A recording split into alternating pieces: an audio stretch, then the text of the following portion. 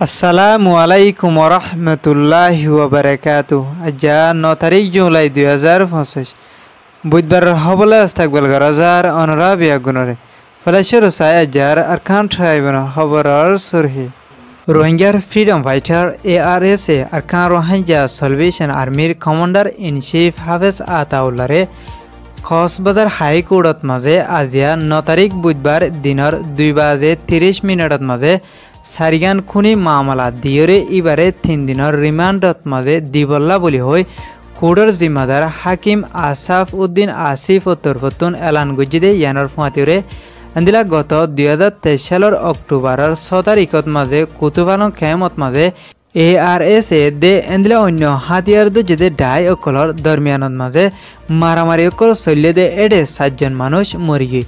এই মামলা ইনর আসামি দিয়ে দে ARS এর কমান্ডার হাফেজ আতাউল্লাহ।